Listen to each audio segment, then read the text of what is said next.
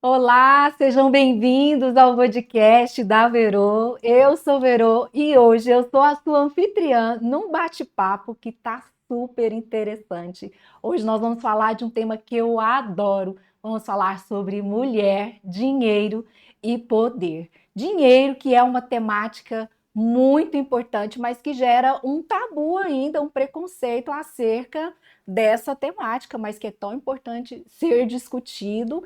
E a gente vai fazer um recorte bem legal aqui a respeito do empoderamento financeiro no universo feminino. E para conversar conosco sobre esse tema, eu tenho a honra de receber a querida Juliana Campos. Juliana, que é gerente de mercado, né, no mercado financeiro, gerente de negócios no mercado financeiro.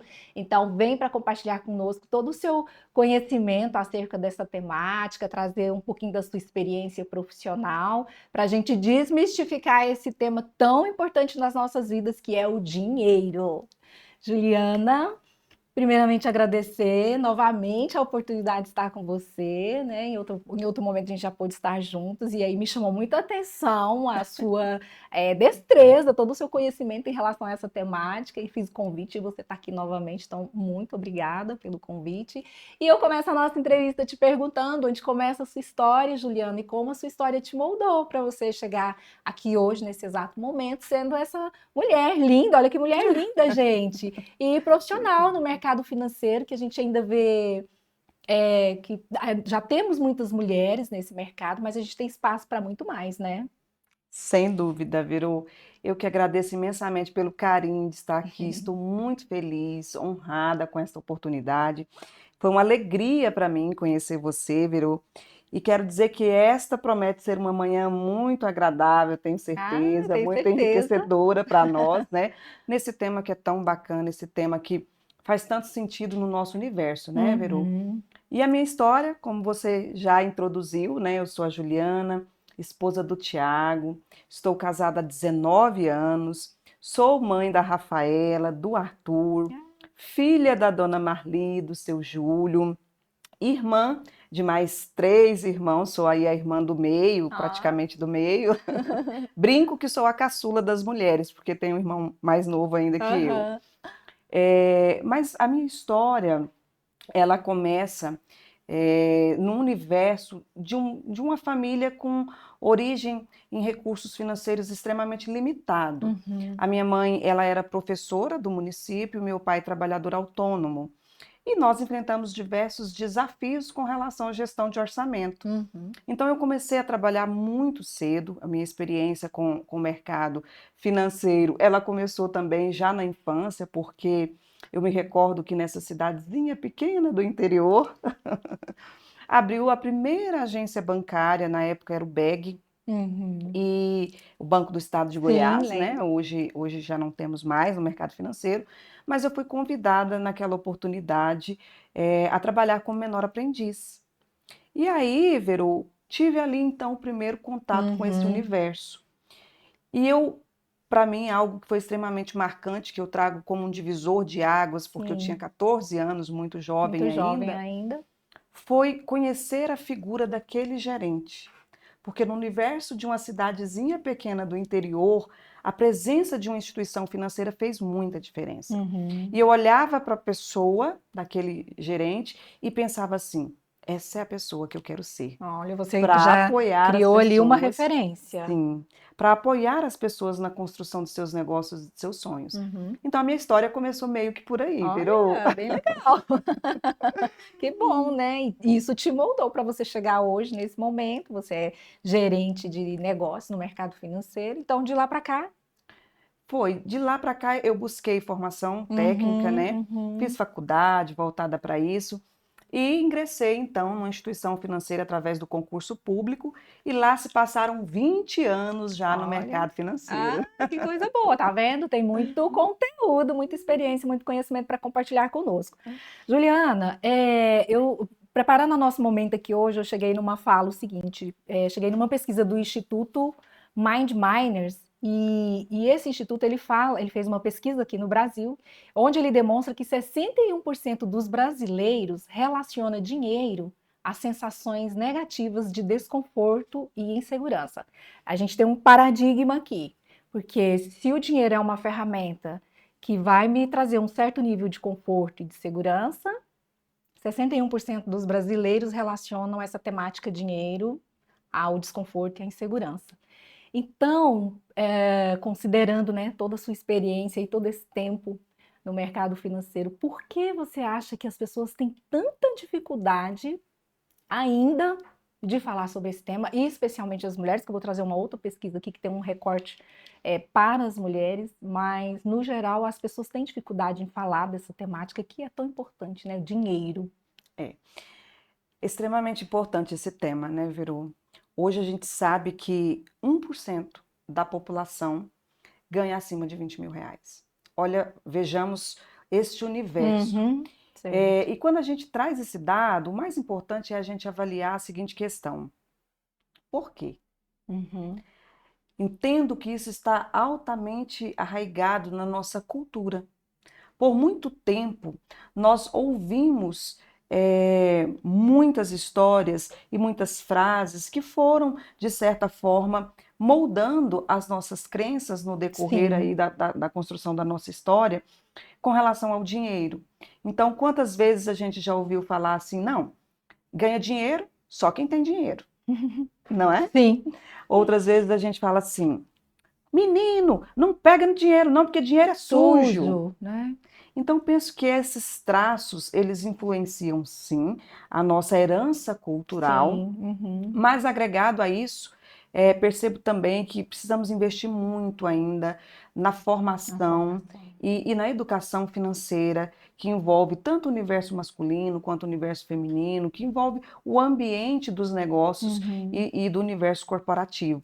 Acho que o grande paradigma ainda está voltado para a educação financeira, viu? Sim, com certeza. E você trouxe uma questão aí na sua fala, que assim, eu vivenciei isso também, dessa crença limitante em relação ao dinheiro. Eu falo que eu contei uma mentira para mim a respeito do dinheiro. A gente conta mentirinhas pra gente, né? Sim, E eu contei uma mentira para mim no seguinte sentido. Assim como você também vem de uma família muito simples e que o recurso financeiro ele era escasso, até pela situação política, econômica lá daquela época, né? Então, qual foi a mentira que eu contei? Eu não gosto do dinheiro. Eu não gosto. Na verdade, eu não tô nem aí pro dinheiro. Porque quando o dinheiro não viesse, ele não ia me fazer falta. Eu não gosto, eu não tô nem aí. Com o passar do tempo, né, e a gente vai amadurecendo, chegou numa fase da minha vida em que eu me deparei com essa necessidade de ressignificar a minha relação com o dinheiro. E falar, não, não é bem assim, eu ligo para o dinheiro. Eu gosto sim do dinheiro, olha só. né? Então, são crenças que a gente adota como verdade e se sustenta naquilo ali. E aí, e uma dessas crenças também, outra que ficou muito forte, é que assim, eu sempre tive uma relação muito forte com a minha espiritualidade. Então, eu quero ser uma pessoa espiritualmente, né, bem sucedido, vamos dizer assim, ascender espiritualmente, ter essa conexão com Deus. E eu via muito aquela fala de que é mais Um fácil um camelo camelo passar no fundo de uma passar no agulha. fundo de uma agulha do que um rico entrar no reino dos céus. Olha só, aquilo me marcou tanto porque eu pensava assim, bom, então se eu quiser ser uma pessoa espiritualmente ascendida, eu não posso ter dinheiro. E comecei a fazer essa relação. Crenças limitantes, né? Limitantes. Então, tem também esse contexto que você está falando, cultural, né? Social, que a gente traz, e que é impactado muito fortemente pela ausência da educação financeira também, né? Verô, e isso abre um gancho extremamente importante para a gente Então discutir vamos lá, aqui. que eu falei que eu É, adoro esse assunto.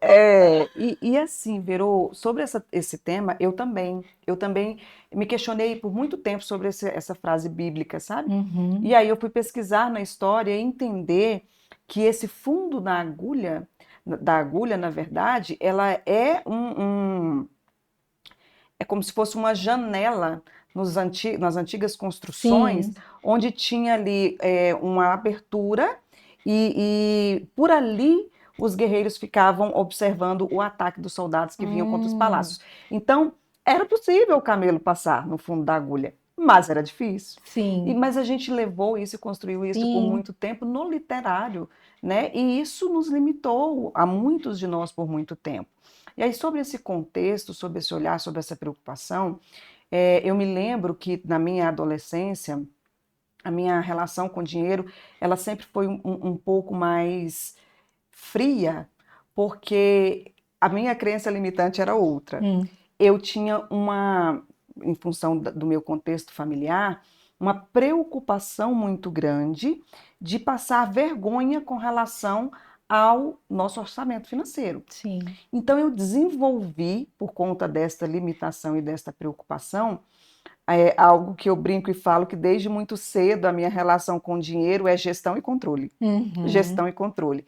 Eu tinha entendi. muito definido naquela época, muito bem definido, a minha caixa de desejos, que a gente chama hoje, Sim, e a minha planilha de gastos. Claro que aos 14 anos a minha percepção não era assim, uhum, mas era algo que eu fazia de forma involuntária.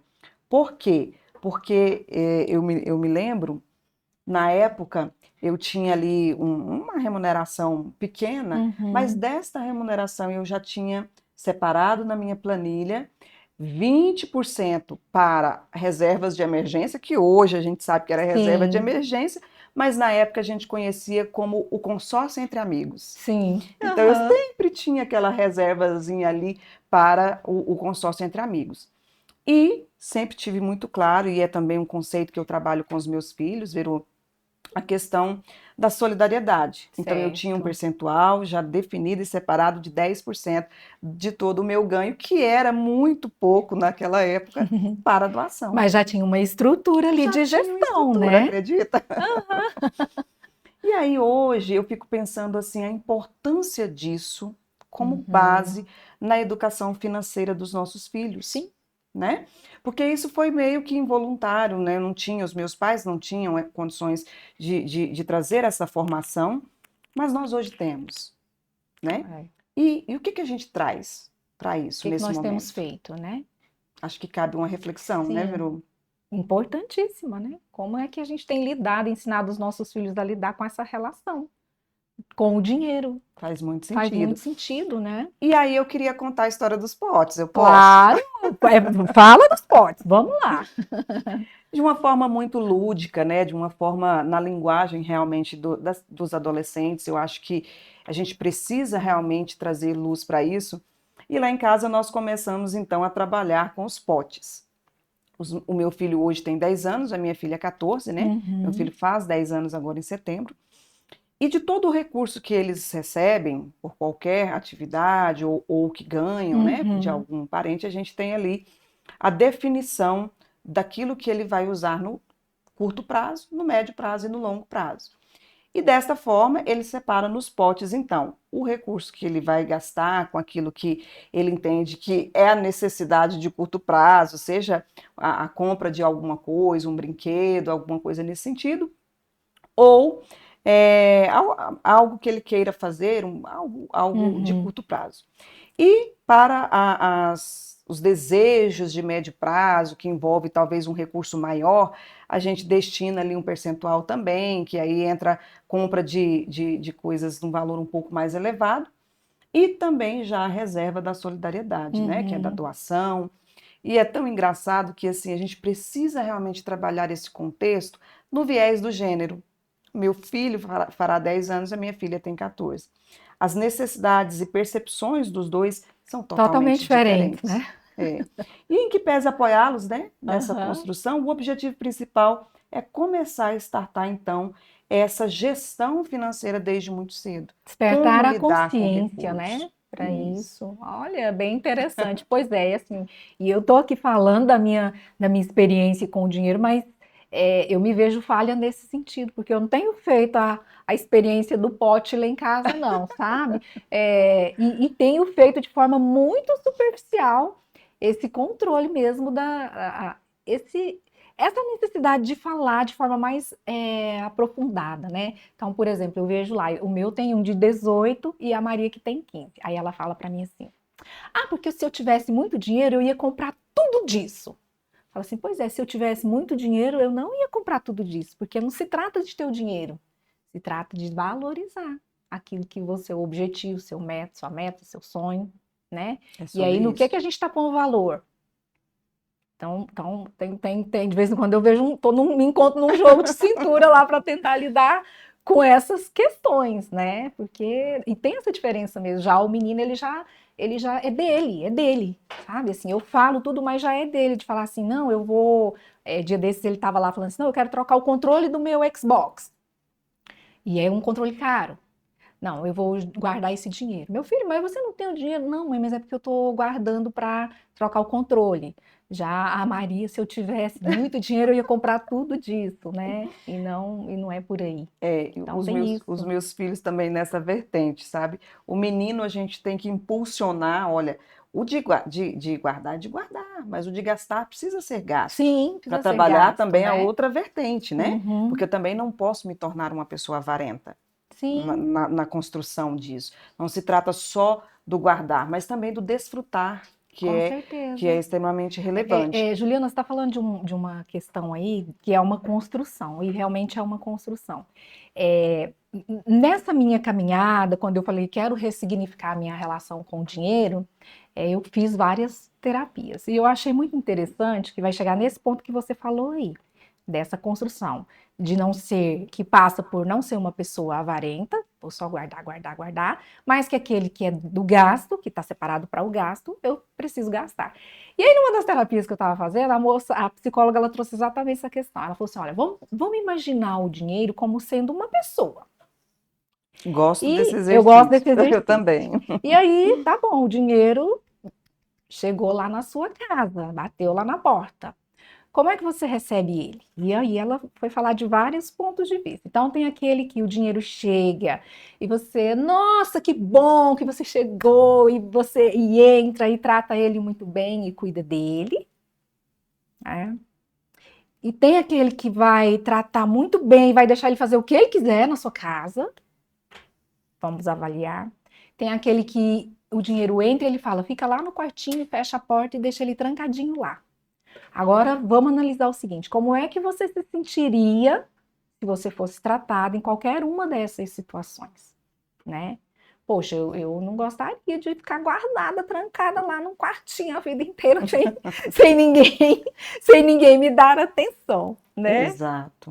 Ou se também não tá, você chega na casa de uma pessoa e você pode fazer tudo que você quiser, peraí, também não é bem assim, É. né? Então tem que haver um equilíbrio aí do que é que realmente a gente tem que focar ali numa ou reserva de emergência, né? Ou num fundo mesmo que eu quero investir, quanto ao lazer que eu quero ter. Esse aqui foi para uma viagem que eu programei com a minha família, que vai fazer muito bem. Enfim, vou realizar um sonho, vou atingir um objetivo, então é preciso haver esse equilíbrio, né? Sem dúvida, acho que é sobre isso, É o sobre isso, equilíbrio, não é? sobre o equilíbrio. E uma outra coisa extremamente interessante a gente trazer nesse momento é que nós estamos em construção. Uhum, Nós não, a maior parte de nós, né? Claro que hoje nós temos no mercado financeiro mulheres que são referência, uhum. né? Que estão muito bem estruturadas, muito bem desenvolvidas, que inspiram outras mulheres também. Mas num contexto macro, nós sabemos que a maior parte de nós Sim, estamos em construção, então é meio que formar os nossos filhos e aprender ao mesmo tempo, uhum. né? Então a gente transmite aquilo que tem aprendido e vamos construindo da melhor forma essa relação É, com essa geração com essa também, né, geração Vero? também, que é tão inteligente, tão esperto esses meninos hoje, né? E Demais. eu quero aproveitar o gancho aqui da nossa, que nós estamos falando da família, dos filhos, tinha uma questão que eu tinha deixado mais lá para o final, mas tem a ver. Eu cheguei numa outra pesquisa que foi feita pelo SPC, onde ele fala que o desequilíbrio financeiro, ele é a maior causa de divórcio entre os casais brasileiros. E aí, Juliana, poxa, quando eu li essa pesquisa, eu fiquei tão triste de pensar assim, que famílias estão se esfacelando, em razão desse desequilíbrio financeiro, que assim, na verdade, esse desequilíbrio ele é um conjunto, né? Tem vários, é um conjunto de fatores aí, desde mercado, crença que a gente está trazendo, falta de conhecimento, a ausência da educação financeira, complacência nos gastos, enfim, é uma série de fatores que levam a esse desequilíbrio. Mas eu achei muito triste, poxa, porque é uma família, assim, eu sou muito de família, né? Eu acredito no projeto família, Eu também. então é muito triste você ver que um desenlace, algo que foi um projeto que foi sonhado, que foi pensado para dar continuidade, né, ali, que é o projeto família, né? Se desfacelar em razão desse desequilíbrio financeiro. E aí, assim, você agora, trazendo um pouquinho da sua experiência aí de mercado, você se deparou também com essas questões? Você percebe isso que isso que a pesquisa está demonstrando faz sentido? Faz todo sentido. E eu quero trazer duas análises. Vamos lá. Uma sobre essa visão um pouco mais corporativa e Sim, outra um pouco mais no universo vamos lá. feminino, né? Entendo que isso passa extremamente por essa relação que nós construímos com o dinheiro. Uhum. E num ambiente corporativo, quando você tem ali numa estrutura negocial um homem e uma mulher conduzindo, estando à frente dos negócios, existe uma tendência ainda que, apesar da gente estar evoluindo com relação a essas frentes, mas onde há um quadro societário composto por uma imagem masculina e uma imagem feminina, quer sejam cônjuges ou não, existe uma tendência natural de que o homem tome frente Certo. nos relacionamentos com as instituições financeiras, Uhum. quando há a presença dos dois, né? Certo. E isso acontece é, de forma natural, não é algo que é pré-estabelecido, não. Acontece, acredito eu, muito por conta dos nossos traços culturais. Mas, Veru, quando a gente traz isso para o universo do relacionamento familiar, é muito difícil, e a gente percebe isso, a separação do ambiente corporativo e do negócio daquela família Sim. para o relacionamento familiar. O Uhum. que eu estou querendo dizer com isso? Que as decisões tomadas no ambiente corporativo, no ambiente da empresa ali, que envolve as decisões entre homens e mulheres, Mulheres. muitas vezes impactam o relacionamento familiar. Este é um ponto. Uma dificuldade de De segregação. segregar, né? Porque, por exemplo, se você não trabalha com seu esposo e você tem um desentendimento com o seu líder ou com a sua equipe de trabalho, por mais que você volte para casa, às vezes chateada com relação Uhum. àquilo, você não vai transferir para a figura do seu cônjuge. E quando este Ah. relacionamento acontece em ambas Aham. as posições, é natural que haja um impacto ali. É o primeiro ponto. O segundo ponto está muito, na minha percepção, está muito relacionado também ao próprio dinheiro em si, Uhum. a remuneração. E aí eu quero trazer para o contexto já mais familiar. Quando a mulher ela tem ali uma renda mensal representativa dentro do orçamento familiar, quer seja superior ou quer seja equiparada à do homem, é uma tendência ainda das mulheres centralizar, ou de boa Uhum. parte das mulheres, centralizar o dinheiro dela como sendo dela para atender às necessidades femininas que ela entende que são prioritárias. E aqui eu não Uhum. estou dizendo de uma forma egoísta, somente a dela. Não. Às vezes no universo feminino a gente entende que, não, eu preciso trazer para minha casa, por exemplo, flores, eu Sim. preciso investir o meu dinheiro numa roupa melhor para os meus filhos, ou Uhum. numa viagem, ou num É projeto que assim. os maridos não pensam Não muito tem, nisso, não, né? exatamente, né? Então aí Aham. começam as divergências. Aquilo não é prioridade no universo masculino. Uhum. E aí começam então as divergências com relação à destinação do recurso, de acordo com as prioridades, Sim. muitas vezes influenciadas pelo gênero. Então Uhum. isso dentro da relação matrimonial traz um grande desgaste. As decisões, quer sejam financeiras no ambiente corporativo, Uhum. quer seja de destinação dos recursos ali no âmbito e no seio familiar. Agora, vou compartilhar Sim, a segunda percepção, né? vamos lá. Visto isso, dito isso, diagnosticado assim desde muito cedo no meu universo familiar, nós tomamos em família uma decisão que para nós funcionou muito, Ah, muito, virou. E meu esposo sempre diz assim: o bom contrato é aquele que faz sentido para ambas as partes. uhum. Não significa que porque funcionou para mim, vai funcionar para Sim, outro casal, mas é uma alternativa, mas né? são pontos que a gente Pontos que, pode avaliar, né? sim. Quando nos casamos, e aí eu vou fazer um recorte que ele me perdoe, né? Mas era uma cultura e que a gente reconstruiu e ressignificou isso. Quando nos casamos, o dinheiro do cheque especial era dinheiro recorrente no orçamento dele. Uhum. No meu, era um crime. Eu achava que utilizar o dinheiro do cheque especial era se alguém estivesse com um Em caso último caso, né? grave de saúde, algo que já tivesse extrapolado toda a reserva de emergência.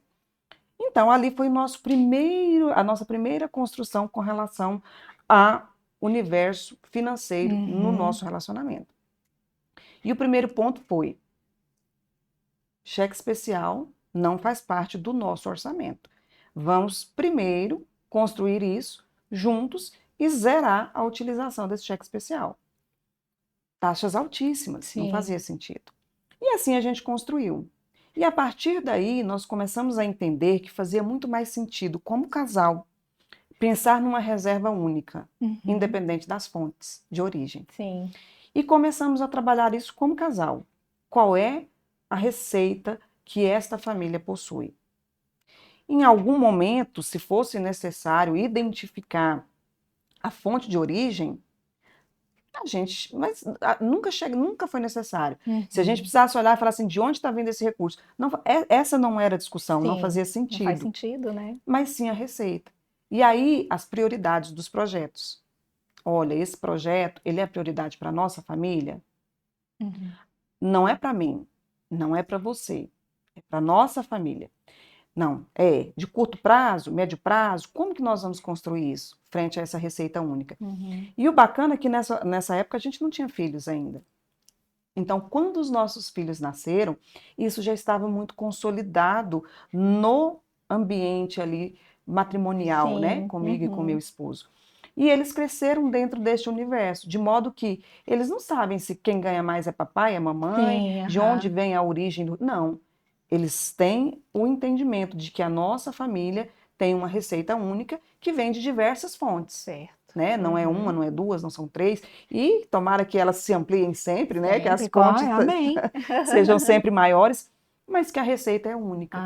E eu Aham. acho que neste contexto faz muito sentido, porque você diminui o impacto do que é meu e Sim. do que é do outro, e a gente Uhum. passa a construir, então, no universo familiar, o nosso. Sim, é importante. Eu estou ouvindo você falar aqui, e assim, eu, sendo sincera, eu vivi muito. Agora que eu estou me desapegando do meu é meu e o seu é seu e E meu. meu.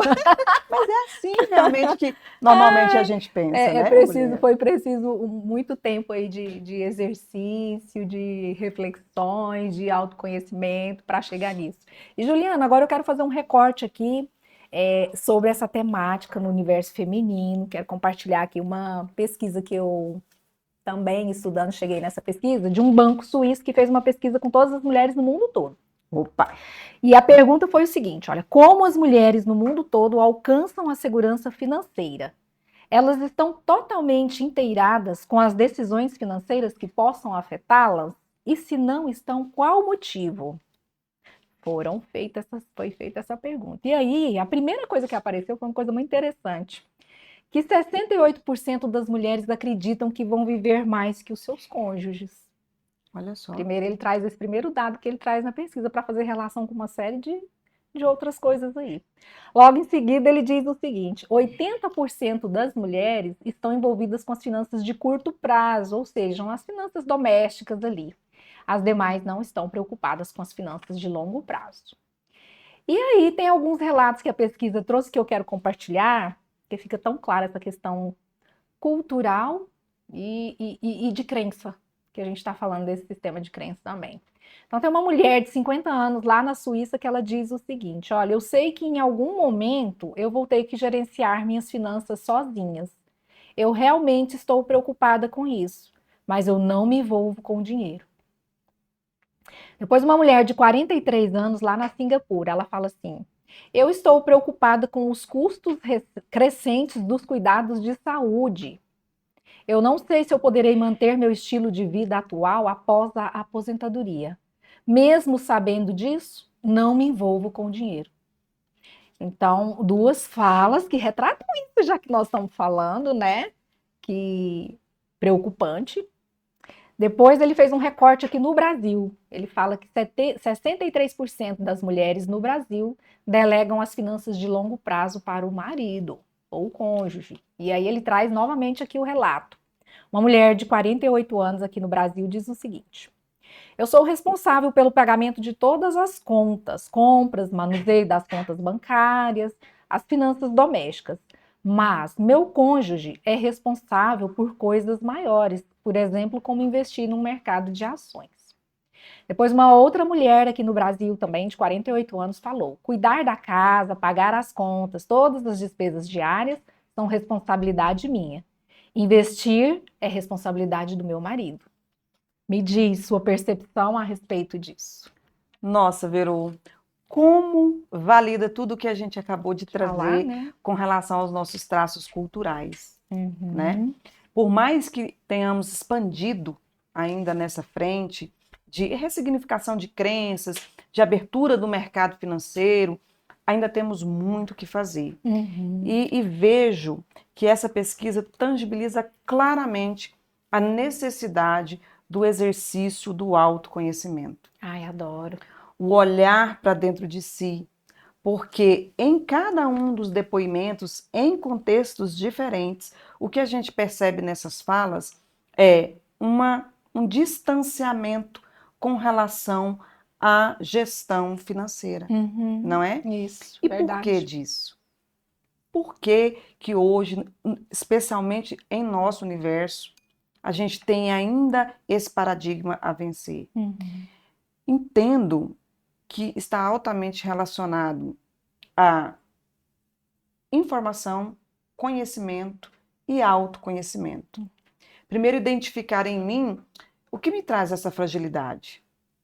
Por que eu sou uma mulher capaz de administrar tantas frentes? Sim, tantas Que é um frentes. desafio maior do que gerir um lar Com, tan- com tanta diversidade. com tanta diversidade. É um desafio gigantesco e que a mulher faz isso com uma naturalidade. Claro que requer ali uma dedicação Uhum. intensa, mas é inerente. E quando pensamos no universo financeiro, normalmente a gente traz essa certa aversão. Mas hoje, nós mulheres vivemos no ambiente corporativo um momento riquíssimo. Riquíssimo. Hoje nós temos à nossa disposição, como nunca antes, o acesso à informação, Uhum. o acesso à formação, além da informação, o acesso ao crédito de uma forma muito mais facilitada e direcionada Uhum. para o público feminino, um compromisso das grandes corporações através das suas agendas ASG, publicadas ao mercado de inserção da equidade de gênero na sua alta governança. Sim. Existe hoje uma publicação da Bolsa de Valores, uma exigência da Bolsa de Valores que até 2026 todas as empresas listadas na Bolsa de Valores tenham pelo menos uma mulher no conselho de administração das suas corporações, Olha. sob pena de ter que justificar aos acionistas o Uhum. motivo do não cumprimento. E, mais ainda, eles criaram o índice IDiversa, que mensura quais são as empresas que já cumpriram e quais são as empresas que Que ainda ainda não não, né? cumpriram. E isso está altamente agregado ao valor de mercado dessas corporações, porque Uhum. são listadas na Bolsa de Valores. Então, tudo isso traz para nós um momento muito acessível, um momento muito favorável para que a mulher esteja Uhum. cada vez mais inserida neste universo e nesse contexto. Mas, de novo, isso só vai acontecer, na minha percepção, à medida que isso se torna tangível para mim, mulher. Uhum. A partir do momento que, no meu olhar, aquilo passa a fazer sentido. E isso só será startado, na minha percepção, à medida com que eu faço o exercício do autoconhecimento. Sim. A Ai, partir do momento que eu começo a entender quais são as minhas fragilidades e trabalhar nisso. Porque aí sim eu começo, mesmo que devagar, um passo de cada vez, entender que sim, eu posso, uhum. sim, eu sou merecedora, sim, eu sou Eu capaz sou e capaz. sim, eu consigo, Sim. né? E é esse o exercício mesmo que, aliás, eu acho fantástico. Eu adoro essa questão do autoconhecimento, né? Eu acho que, nossa, faz todo sentido porque é o que está em nós. Está em nós. É crença mesmo, né? Tem um conjunto, mas assim. E aí, se eu falo, né? O conhecimento, buscar o conhecimento, porque o conhecimento é poder, e aí, quando a gente fala de mulheres, de grana e de poder, é, midiaticamente é feita uma referência a esse poder como se tivesse relacionado ao fato de se ter o dinheiro em si, mas na verdade o poder aqui está no fato de você poder tomar decisões conscientes. Eu li em vários artigos que eu li, né, que uma mulher empoderada financeiramente, ela tem condições de melhorar os seus relacionamentos e fugir de um relacionamento abusivo, ou de um relacionamento de dependência financeira, de poder fazer escolhas, né? Então, tem essa parte, exige esse movimento também de você buscar o conhecimento. Como você disse, hoje a gente tem tanta informação disponível que antigamente as nossas mães não Não tiveram tinha. acesso a isso, né? Mas, e assim, mas nós estamos fazendo esse movimento de buscar, esse é um ponto.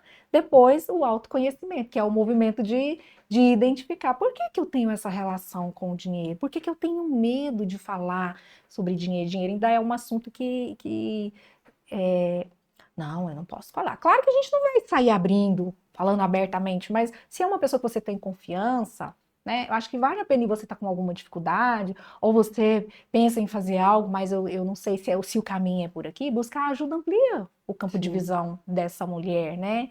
Então, eu falo que conhecimento é poder e autoconhecimento é libertador, porque é libertador, sem dúvida. não é? E você trouxe um ponto que eu gostaria de trazer um pouco mais de luz sobre ele. Vamos lá. Você falou aí agora com relação à questão dos relacionamentos abusivos. Sim. E eu acho que é importante a gente trazer isso nesse momento, Uhum. nessa linkagem do exercício do autoconhecimento. Muitas vezes a gente avalia que o relacionamento abusivo está linkado ao poder econômico financeiro da mulher. Uhum. E na minha percepção, Não é, né? essa é uma questão muito mais ampla, Uhum. né? A gente vê aí mulheres que sim foram subjugadas a um relacionamento abusivo por anos porque não acreditavam que podiam, porque não tinham estudo, ou não tinham conhecimento, ou se sentiam incapazes de se libertar daquilo e construir uma história diferente, e por esse motivo ficaram presas por anos e anos e anos num relacionamento abusivo. Uhum. Mas também a gente vê que mulheres empoderadas, como vimos aí na mídia Sim, recentemente, sim. que têm uma alta capacidade de gerar riqueza, também se submeteram a relacionamentos abusivos, mesmo sendo mulheres com uma independência Financeira, financeira né? muito bem definida. Uhum. Então, aqui, novamente, eu reforço a questão do autoconhecimento, porque neste contexto dos relacionamentos abusivos, a saúde mental da mulher é um Uhum. tema extremamente relevante, Sim, saúde porque mental. muitas vezes ela vai precisar de profissionais da área da saúde para se libertar desses relacionamentos, independente do seu poder aquisitivo. Você Sim, concorda, Verô? concordo. Nossa, plenamente. E é isso mesmo. Tem uma força maior por trás disso, que não está diretamente relacionado só com o quanto, né? Com o poder aquisitivo em si. Se não fosse assim, a gente não veria aí as estrelas de Hollywood passando por questões tão parecidas quanto de qualquer uma outra mulher que também vivencia isso, né? E aí, quero seguir aqui com a questão da pesquisa. Opa. Olha, tem um outro dado aqui que diz o seguinte: por que as mulheres acreditam que os homens sabem mais sobre investimento e planejamento? Aí saiu algumas questões aqui, ó. 82% responderam. Eu acredito, olha, eu fiquei triste com essa resposta. Eu acredito que o meu cônjuge é mais inteligente do que eu quando se trata desse assunto. Outra colocou aqui: não usamos o conceito dividir para conquistar. Então, eu não dou atenção para esse assunto.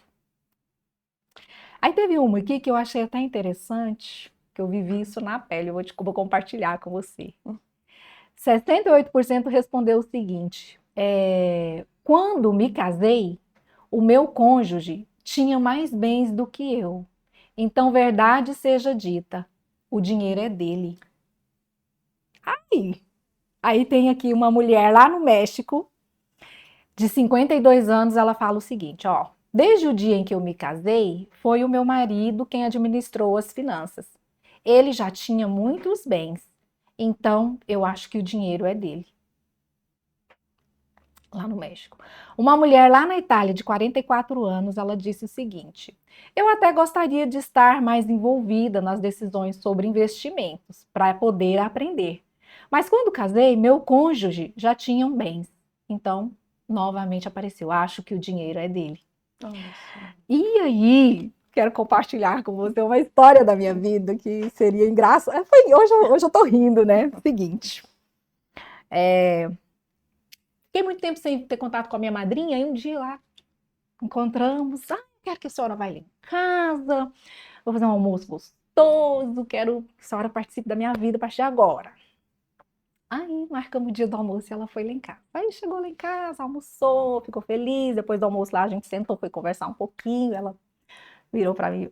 E antes eu tinha falado pro meu marido assim: não, na próxima semana nós vamos levar ela pra chácara, eu quero que ela vá lá pra ela conhecer. Tá. Aí quando a gente foi conversar só nós duas, ela falou assim: nossa, minha filha, que bom que você casou com um homem rico. Você se deu bem, né? Eu, então, aí surgiu, foi o assunto, passou o assunto. Aí no meio da semana, meu marido falou assim: e aí, vai falar com a madrinha para ela ir pra chácara? Não, quero não. O que aconteceu? Mudou de ideia? Mudei de ideia, eu não quero ir mais, não. Mas assim, eu me senti subjugada Diminuída. diminuída, sabe? Poxa, assim, olha, é como você está falando, porque lá em casa também essa é uma construção do meu marido, minha, né, dos nossos objetivos, mas assim, aí depois, na hora eu fiquei meio magoada, né? Depois eu falei assim, não, é a forma que ela foi criada, É, assim, aí essa pesquisa, ela é recente, essa pesquisa é de 2019. olha só. E aí a gente chega nessa mesma crença que a minha madrinha teve lá em relação a mim, de falar, poxa, você é uma mulher bem-sucedida porque você casou com um homem bem-sucedido? Não, eu sou uma mulher bem-sucedida porque eu sou competente, porque eu sou inteligente, porque eu sou capaz, porque eu sou merecedora, né? Exato. E não tem a ver com ser mulher ou com ser homem. E meu marido tá comigo porque ele é merecedora do meu amor e eu sou merecedora do amor dele.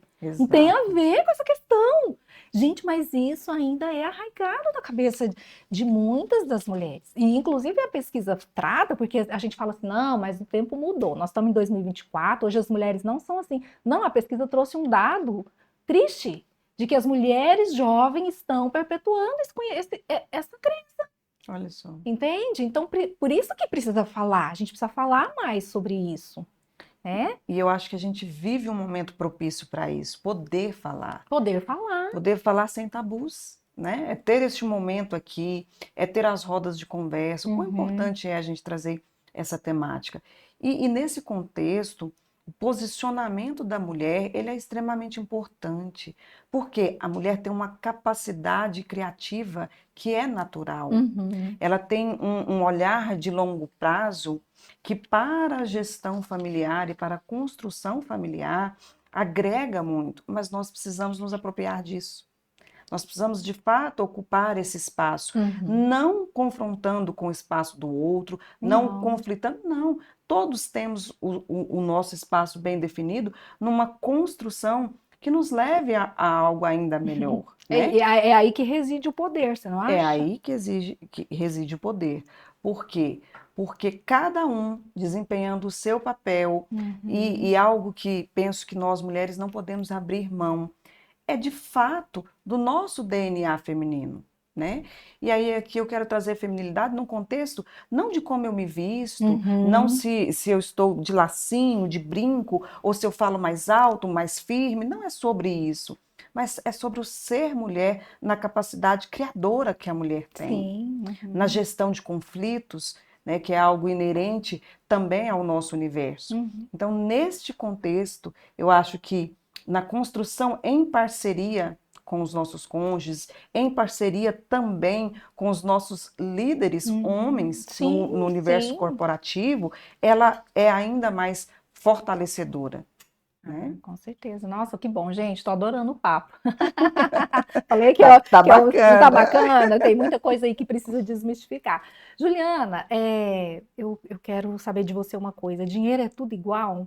Ixi, Uma coisa é ter o dinheiro, outra coisa é saber lidar com o dinheiro, volta lá na historinha dos potes, não é? isso. E é, o que que eu tinha pensado aqui que eu queria complementar, fugiu a fala aqui, mas, sim, eu quero que você fale para mim desse momento do dinheiro, que dinheiro não é tudo igual, e aí a gente falar um pouquinho, que se foca muito na questão do dinheiro no curto prazo, mas o dinheiro do longo prazo, como é que a gente está avaliando ele? Então, lá na pesquisa trouxe a fala daquela mulher, né? Olha, não sei se eu vou conseguir manter meu estilo de vida depois da aposentadoria, mas o que tem feito? O que que as pessoas têm feito? Têm avaliado que, poxa, daqui a um tempo, né, vou me aposentar, ou daqui a um tempo eu quero poder abrir mão do meu trabalho, enfim. Como eu E estou como? Como construindo é que eu estou isso? construindo isso? Né? Porque eu tenho uma amiga que brinca e é verdade, né? Ela fala, o futuro é agora. O futuro não é daqui 10 anos, quando você aposentar. Não, o Exato. futuro é agora. Você está construindo agora. Porque você é uma construção, né? É Me diz. verdade. Então, que legal, Verô. Que bom que você trouxe esse ponto, porque eu acho que nós falamos um pouco sobre isso em vários momentos aqui Sim. hoje, né? Uhum. E eu quero resgatar a figura do dinheiro como um bem tangível. Você trouxe personalizado ali numa pessoa que Sim. batesse a porta, e agora eu quero trazer novamente essa fala sua, mas num contexto eh, de um ativo tangível, Sim. e eu quero pedir licença para a gente fazer um recorte dentro do público do empreendedorismo Sim, feminino ótimo, excelente. aqui. Vamos lá. Quando eu trago ali a visão do empreendedorismo feminino, o que que eu quero dizer? O que que eu quero trazer com isso? É inerente ao universo feminino que o nosso negócio transmita a nossa essência, Uhum. que o nosso negócio tenha o nosso DNA, a nossa cara. Nós nos identificamos muitas vezes, né, com a atividade que desenvolvemos. E Uhum. aí é muito importante, então, que eu, mulher, empreendedora, CEO do meu negócio, que trago para o DNA do meu negócio, do meu segmento, a minha imagem, que eu entenda um pouco mais e que eu invista um pouco mais no conhecimento e no Sim. aprendizado daquele nicho, daquele segmento que eu escolhi e decidi atuar. Uhum. E de que forma que eu faço isso? Não precisa ser, gente, aquele conhecimento, não, vou para a faculdade e vou fazer uma especialização, vou fazer um MBA, claro que todo conhecimento é agregador, mas aqui eu não estou tratando disso, mas eu estou tratando de entender o meu negócio, sim, como o que que eu tenho ali de bens e recursos de curto prazo. O que que eu posso levantar ali numa necessidade de tomada de decisão de curto prazo? Uhum. Quais são as minhas responsabilidades de curto prazo que eu preciso honrar? O que que eu tenho ali de bens intangíveis? O que que eu tenho ali imobilizado já no meu negócio? Uhum. E que valor aquilo gera? Qual custo aquilo me traz? Uhum. Né? Quando eu tenho a capacidade de analisar o meu negócio, expandindo ali com relação à questão do patrimônio líquido em si, do meu negócio, eu consigo tomar decisões mais assertivas. Uhum. Eu consigo entender se a saúde do meu negócio naquele momento está bem estruturada? E aí sim, designar e planejar o recurso financeiro do meu negócio, designando ali o que eu vou usar no curto prazo, qual parcela eu vou separar para o investimento, em que momento eu preciso tomar a decisão de talvez tomar um crédito consciente, um crédito sustentável para alavancar o meu negócio Sim. e fazer de fato um investimento com aplicação de recursos de terceiros. Uhum. Então, toda essa tomada de decisão, ela só será mais eficaz, ela só será mais efetiva, ela será cada vez mais segura, relevante e sustentável à medida com que eu mergulho um pouco mais no universo do conhecimento do segmento que eu escolhi atuar. Uhum. E aí, nós temos diversas situações à nossa disposição. Hoje nós temos fóruns, né? Hoje, o modelo de aprendizado mais usado é o modelo 70-20-10, onde 70% daquilo que eu absorvo do meu conhecimento vem das experiências que eu construo, seja ali planejando, replanejando, designando aquilo que vai ser feito. 20% vem das interações com os meus pares, com as interações que eu tenho através de momentos como esse, e 10% apenas do conhecimento técnico, né? Então, neste contexto, eu trago esta mensagem da necessidade de que, sim, precisamos entender os tempos e movimentos do nosso negócio para a tomada de decisão consciente, entendendo que dinheiro não é tudo igual. Não, é tudo igual, né? Nossa, muito legal essa explicação sua, viu? Eu acho, não, de novo, né? O conhecimento aqui no caso é poder. E eu acho até, não sei, eu tenho essa impressão, mas eu queria que você me falasse. A falta desse conhecimento, a falta de todo esse pensamento estruturado que você compartilhou aqui conosco, você acha que contribui para que o sistema diga não em relação aos negócios femininos? Sem dúvida. Sem dúvida, né? Sem dúvida. Você disse várias vezes aqui, informação é poder. E uma mulher empoderada, ela transmite isso nas relações. Quando você se apresenta diante de um investidor, ou de um aplicador, ou que você busca uma parceria para o seu negócio, a forma com que você transmite o conhecimento do seu negócio faz com que as pessoas comprem a sua ideia ou não. Sim. Faz com que o crédito seja disponibilizado ou não. Faz com que o seu negócio tenha maior credibilidade ou não. Por isso, novamente, eu reforço a ideia de que o seu negócio transmite o seu DNA.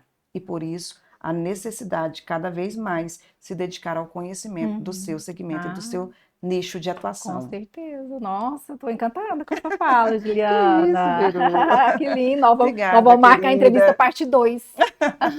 Para fazer outros recortes. Que, assim, a gente, essa temática dá para fazer muitos recortes importantes aqui. E que, assim, vai gerando insights, né? Às vezes um detalhe que, olha, tinha passado despercebido, mas ela falou e faz sentido, né? É esse que é meu propósito aqui com esse podcast, da gente estar trazendo informações, compartilhando histórias inspiradoras, compartilhando histórias reais, né, que deram certo e que, poxa, não é porque necessariamente deu certo para mim que pode dar para o outro, mas vamos despertar que pode ser um caminho, né? E aí você trouxe toda essa questão, esse pensamento estruturado do tempo e o movimento do dinheiro lá no negócio, e eu ainda quero fazer um outro recortezinho, por exemplo, as pessoas, eu acho que era interessante ver, né? Assim, eu estou pensando de novo lá no dinheiro, no tempo do longo prazo, numa previdência privada, num seguro de vida. Tem um dado aqui interessante que a pesquisa trouxe, quer ver? Sobre... eu não sei onde eu coloquei, mas sobre mulheres viúvas. Que se viram viúvas. Desassistidas. Tem um relato de uma que ela fala que ela não tinha a menor ideia da vida financeira, de como que estava. E uma outra também que relatou dificuldades na gestão do dinheiro, porque tudo era resolvido pelo cônjuge, né? E aí, se nesse momento eu não fiz uma reserva, eu não investi numa previdência privada, eu não investi num seguro de vida, que eu acho que são temas importantes, né? Lá na época dos meus pais, não lembro de ver ninguém falando, vamos fazer um seguro de vida. Aí lá em casa, Eu tenho seguro de vida, aí eu brinco com meu marido, pode fazer um, pode fazer. Porque, né, eu acho que... E assim, de novo, é uma tomada de decisão consciente. Olha, isso é a vida real. As coisas podem acontecer, a gente não sabe, né? Então, sim, eu quero estar assistido se acontecer isso. Claro que é o que a gente... É lá o seguro que morreu de velho, né? A gente paga para nunca usar, né? Exato. Mas eu tenho que estar consciente de que, poxa, eu posso a qualquer momento aí as pessoas se veem desassistidas, muitas com filhos pequenos, né? Exato. E aí a coisa meio que desenrola. O que você tem para falar para a gente sobre isso? Você compartilha disso? Verô, faz todo sentido. E eu vivo essa realidade no meu dia a dia com uma proximidade muito grande. Eu já acompanhei cenários e situações exatamente como esse que você trouxe. E quando ele se concretiza, é um momento doloroso. Quando a mulher, de repente, ela precisa, de uma forma abrupta, assumir as decisões e ela não está preparada Né? nem psicologicamente, nem administrativamente e muito menos financeiramente. Então eu digo sempre assim, a gente precisa romper esse paradigma do seguro de vida e da previdência. Olha para você ver como é um paradigma. A maioria de nós contrata seguro para o carro todos os anos e não usa. A maioria paga seguro aí talvez 20, 30 anos seguro de carro e usa uma vez, duas, ou usa para pequenas colisões, né? Mas a gente faz, porque se a gente precisar usar, Sim, ele está tá lá. lá.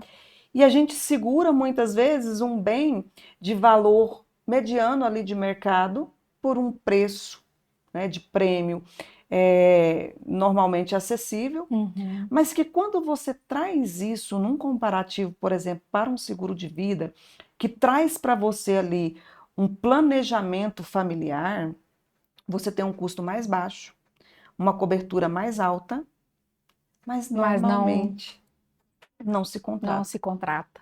né? E hoje nós temos diversos planos de seguro de vida que trazem benefícios para a utilização em vida. Ó, interessante. Hoje a gente tem seguros, por exemplo, que disponibiliza aí assistência para pets, por exemplo, que hoje a gente usa muito, que os gastos que você faz normalmente de forma isolada pagariam o seu seguro de vida, que trariam outros benefícios agregados, além da cobertura em si, né, que eu estou dizendo. Então a gente precisa romper essa barreira.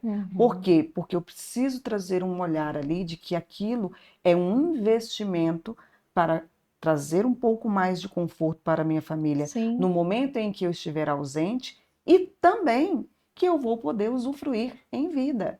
Pois é, olha só, né? Interessante. E ainda sobre a previdência, eu queria fazer um recorte extremamente importante. Sou apaixonada em previdência privada, virou? Apaixonada, recebi várias vezes o título de embaixadora da Previdência no estado de Goiás. Por quê? Porque é um plano que faz muito sentido, tanto no planejamento sucessório, quanto para a utilização da reserva. E aí eu gosto muito e sou muito apegada a esse produto por conta de uma crença pessoal. Eu vejo assim, hoje eu estou em plena capacidade produtiva. Então, Em plena capacidade produtiva, eu tenho uma receita X. Quando eu não estiver em plena capacidade produtiva, talvez eu precise de uma reserva ainda maior do que a que eu tenho hoje. Por conta dessa fala que a gente viu aqui na pesquisa, de uma mulher que trouxe a preocupação de que os gastos com saúde estão aumentando e ela está preocupada na manutenção do padrão de vida. Então, tudo isso precisa ser pensado hoje, porque, como você bem disse, o futuro é agora. O futuro é agora, né? Juliana, a gente está caminhando aqui para o finalzinho da nossa entrevista, mas eu já quero deixar aqui, porque tá tão gostoso esse papo. Mas a gente vai voltar a falar sobre esse assunto, vamos fazer outros recortes. Vi que você trouxe uns livros aqui, quer deixar de dicas aqui para nós, pessoal? Me conta. Verô, eu trouxe o Mindset, o livro Mindset da Carol Dweck, que é a nova psicologia do sucesso, mas eu trouxe muito num recorte voltado para trabalhar com adolescentes e crianças, em que pese ele não ser Uhum. destinado para esse público. Então, eu gostaria de deixar aqui apenas o conceito Sim. do mindset fixo e do mindset de crescimento, que faz muito sentido trabalhar com os nossos adolescentes nessa geração. Uhum. Trouxe aqui também um best-seller, né? O Ai, queridinho, adoro. conhecido, que é Como Fazer Amigos e Influenciar Pessoas. Que Eu lindo. acho que este é um livro, hoje, não é voltado para a administração, mas sim para as relações, Sim, mas que faz importante. todo sentido na liderança e na gestão de pessoas. Então, Uhum. quis compartilhar com vocês. Ai, que E lindo. um último, gente, que eu quero dizer que meu marido brincou comigo e disse assim: esse você não precisa levar, que é As Armas da Persuasão, porque ele disse o seguinte: a Ah, mulher já nasce com esse ah, drive já instalado e tem um poder. desenvolvido, É verdade. Nosso poder de persuasão, né? né? Mas queria deixar Ah, apenas esses como dica, porque são bons livros e que nos ajudam muito nas nossas relações no dia a dia.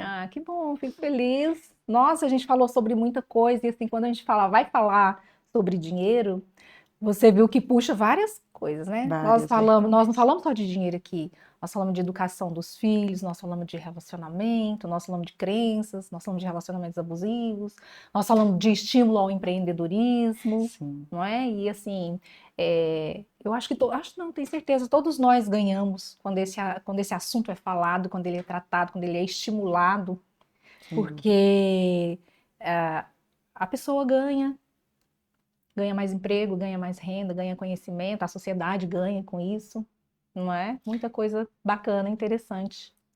Eu compartilho desse pensamento e eu queria fazer um recorte aqui. Eu acho que nós vivemos um momento de acreditar que sim, nós podemos, Uhum. mas é através de pessoas que investem nisso, como você, Verô.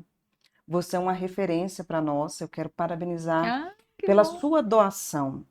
Você realmente investe nisso quando você abre este espaço, mas que você divulga isso.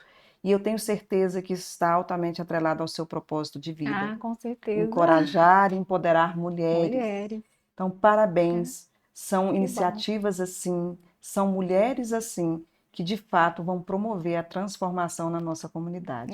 Parabéns e muito Obrigada, obrigada, obrigada. viu? Então a gente vai terminar com essa frase: eu posso sim, eu sou inteligente sim, nós somos capazes sim, né? E é isso. Já peço para você compartilhe esse vídeo, vamos empoderar muitas mulheres, inspirar outras mulheres e fica aqui, conhecimento é poder, autoconhecimento é libertação, tá bom? Um beijo na alma.